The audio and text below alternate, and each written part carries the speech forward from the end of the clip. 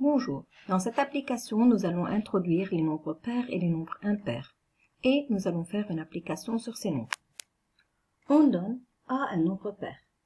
Sachant que A est un nombre pair, alors on peut dire que A est un multiple de 2 ou bien A est divisible par 2. D'après la définition des multiples, A est un multiple de 2, c'est-à-dire il existe un entier n tel que A égale 2 fois n. Et alors, tout nombre pair peut être écrit sous la forme de 2 fois un entier, le double d'un entier.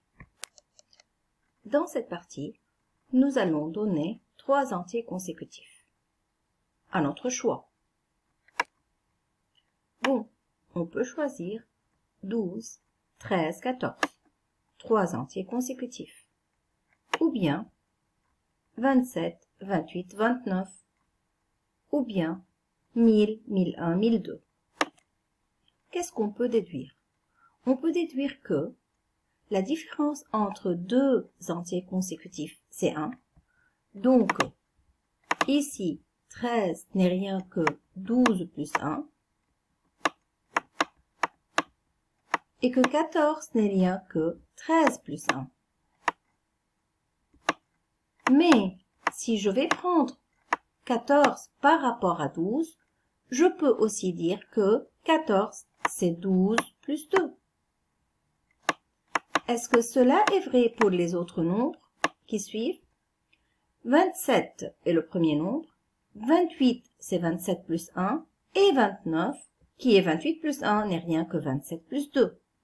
Et alors, si n est le premier nombre, n plus 1 c'est le second, et n plus 2 c'est le troisième. Mais, si n est le second nombre, alors le nombre qui vient avant lui, c'est n moins 1. Et le nombre qui vient après, c'est n plus 1, sachant que la différence entre deux termes consécutifs, ou bien deux entiers consécutifs, est 1. Et voilà, avant le n, on a n moins 1, et après le n, on a n plus 1. Alors, 3 entiers consécutifs sont déterminés par n, n plus 1, n plus 2, pour tout entier n, ou bien n moins 1, n et n plus 1 pour tout entier n. Il y en a d'autres, mais il faut savoir que toujours la différence entre deux termes consécutifs, c'est 1.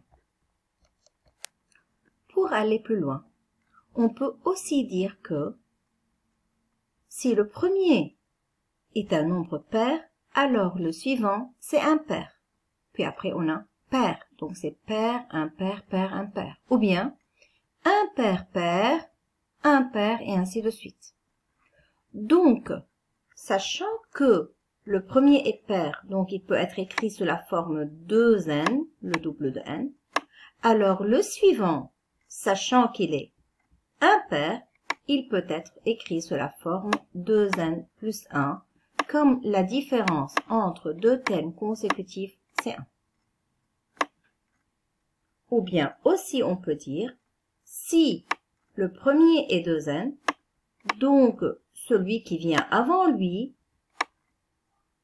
celui qui le précède, c'est 2n moins 1.